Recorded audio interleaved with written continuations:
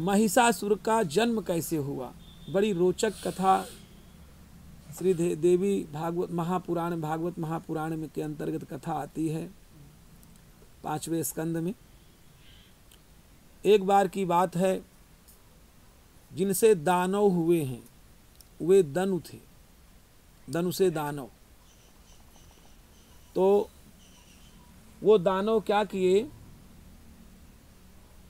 उनके 2 पुत्र थे, दनु के 2 पुत्र थे, एक का नाम था रंभ, दूसरे का नाम था करम्भ। तो बहुत काल बीत गया, विवाह होने के उपरांत उनके कोई संतति नहीं हुई। जब संतति नहीं हुई तो सोचा चलो तप करते हैं, उससे संतति हो जाएगी। देखिए दैत्य भी तप विधिवत करते हैं, और हम लोग मनुष्य होकर के यदि तप की ओर अपने आप को न लगाएं तो मानवता हमारी मिटती है।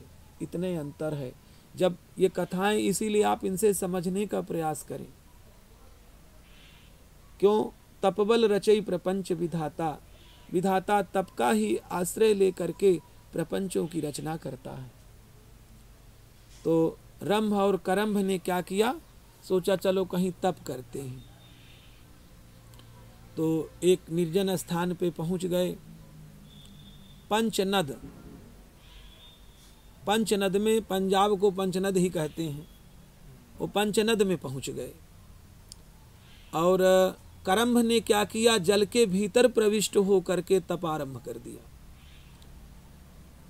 और जो रंभ था वो एक बट के नीचे, दूध वाला बट का वृक्ष था, उसके नीचे बैठ करके पंचाग्नि सेवन करने लगा। एक तो जल में प्रविष्ट हो गए और एक पंचाग्नि में, अग्नि के मध्य में बैठ करके पंचाग्नि वो करके और वहां बैठ गए। काफी दिन उनकी, बड़े काल तक तप चला उनका। इंद्र को चिंता होने लगी कि ये तो बड़े तपस्वी लगते हैं और तप से सब कुछ मिलता है, मेरे से आगे कदाचित तप न कर जाएं। इसलिए द्रोहवश इंद्र उन दोनों के पास आए। वे दोनों तप में रत थे। करम्भ क्योंकि जल में था तो एक मगरमच्छ का रूप रख लिया इंद्र ने, और करम्भ को और जमीन में घसीटते घसीटते जल के भीतर ले गए और इस प्रकार से उसको मार डाला। जब करम्भ मर गया इंद्र के द्वारा, और यह विषय जब रंभ ने सुना तो भाई से बड़ा स्नेह रखता था, क्रोध में भर गया और बोला मैं उस उद्दंडता का सुनिश्चित में प्रतिशोध करूंगा। इस प्रकार से वह रंभ पहले तो इतना दुखित हुआ वह कि अपने केसों को पकड़ लिया, तलवार उठा ली कि मैं अपने सिर को छेदन करके सिर को इसी में डाल दूं। इस स्थिति में आ गया। अचानक अग्निदेव आ गए।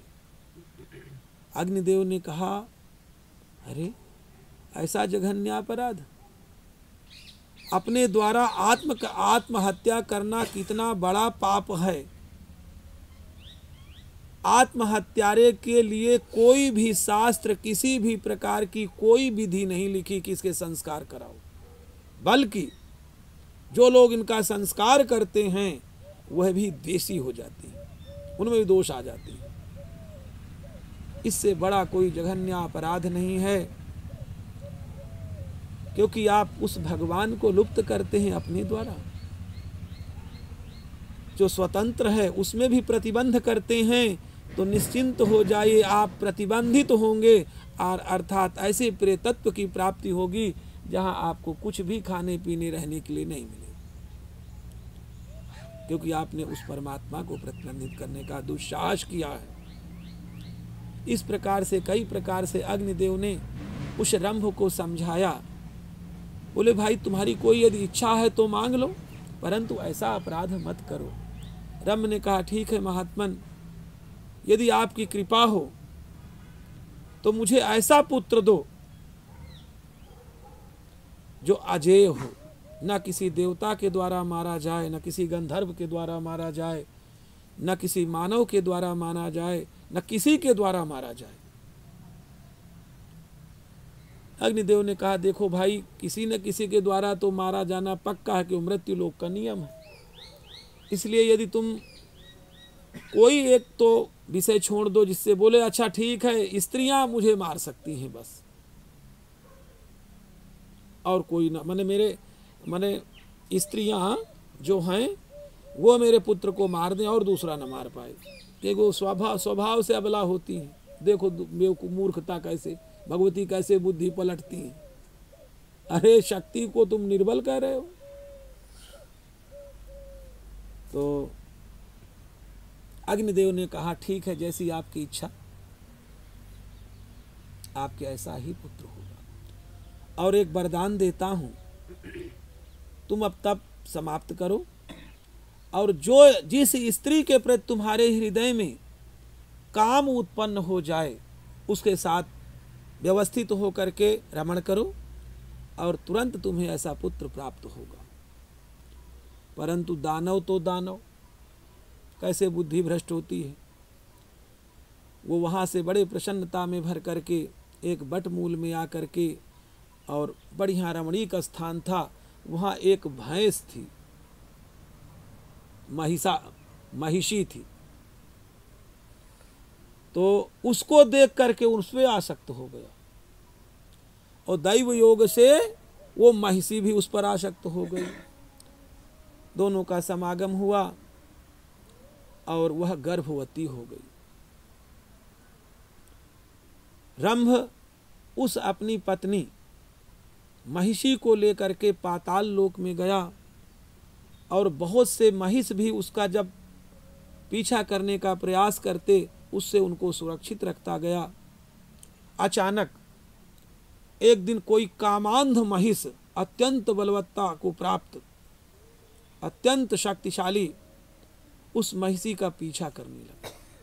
महिषी आगे आगे दौड़ी चली जा रही थी और उसके पीछे वह कामातुर महिष भगा जा रहा था। ये दृश्य जब देखा रंभ ने, तो रंभ शीघ्र ही उस महिषी के, जो महिष था उसके पास पहुंच करके उस पर प्रहार किया। बदले की भावना से उस महिष ने भी रंभ पर प्रहार किया और उसकी छाती में अपनी सींग से इतना भयंकर आघात पहुंचाया कि उसकी वहीं मृत्यु हो गई, रंभ की। अब तो वो जो महिषी थी वहां से भाग खड़ी हुई। कुछ यक्षों का एक स्थान था, वहां जाकर के वह टिकी। तो इतने में वह महिष भी उसको मारने के उपरांत उसका पीछा करता वो भी वहां पहुंच गया। महिषी को भयभीत स्थिति में देख करके उन यक्षों ने उस महिष को मार डाला और उसे भय से मुक्त कर दिया। परंतु इतनी दुखित हो चुकी थी, यद्यपि उसके गर्भ पल रहा था, लेकिन उसने कहा मैं अपने पति रंभ के साथ आज सती हो जाऊंगी। यक्षों ने मना किया लेकिन वह नहीं मानी। अंततः वह प्रविष्ट हो गई अग्नि में, और ज्यों ही प्रविष्ट हुई अग्नि में कि अचानक दृश्य बड़े दिखे। एक तो अत्यंत बलवान महिष पैदा हो गया, जिसको वरदान पहले से प्राप्त था, जिस रूप को भी ये धारण करना चाहे उस रूप को धारण कर सकता है। आप लोगों ने कथा में श्रवण किया। तो एक व्यक्ति महिष पैदा हो गया, साथ ही एक दूसरा दैत्य, पुत्र मोह क्योंकि इतना था और ज्यादा इस संसार की आसक्ति रखेंगे तो फिर आना पड़ता है, वह रंभ भी रक्त बीज के रूप में उसी अग्नि से प्रकट हो गया। और वह जो महिष असुर था, अत्यंत बलवान था, लोगों ने उसके पाताल लोक का राजा बना दिया। और जब राजा बना दिया तो उसे वरदान पूर्व उसके पिता को प्राप्त था, रंभ को। इस कारण से जो असुर, जो दानव थे, जो दैत्य थे, उन्होंने अपना राजा उसे बना दिया। इस प्रकार से वह महिषासुर देवताओं पर आक्रमण कर दिया, देवताओं के यज्ञ भाग को ले लिया और सभी के लिए वह कष्टप्रद हो गया। बहुत बलवान था, बहुत से असुर उसके अनुगामी हो गए और सभी लोग उसका साथ दे करके जो भी दुष्कर्म संभव थे इस संसार में वह सब उन्होंने दिया। अंततः देवताओं ने जब प्रार्थना किया कि माँ आप सर्वत्र विद्यमान रहती हैं, आप कहाँ नहीं हैं, ऐसी स्तुति जब करी तो भगवती का प्राकट्य हुआ और प्राकट्य हो करके भगवती ने उनके जो अनुचर थे महादैत्य महिषासुर के, उन सब का वध करते हुए अंत में इस महिषासुर को भी भगवती ने मार डाला।